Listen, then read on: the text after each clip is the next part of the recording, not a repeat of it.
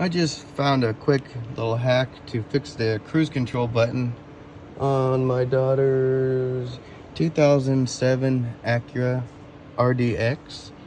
The cruise control button went bad and it wouldn't stay in. You push the button and then it'd light up the cruise control button. The cruise main would light up and then it would go back off. I looked at all kinds of videos taking it apart and replacing it, and it was a real pain in the butt. People use zip ties around it, but I found if you hold the button in, the cruise would work. So that switch was bad in there.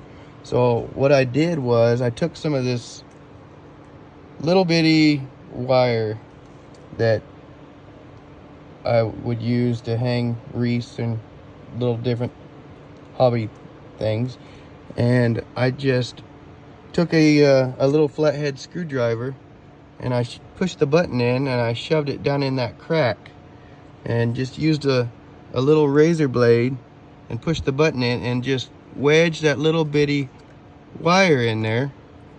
And now, as you can see, that light is staying on and the cruise should work now. I just thought maybe that might help some people. Seems to be working so far. Hope that helps.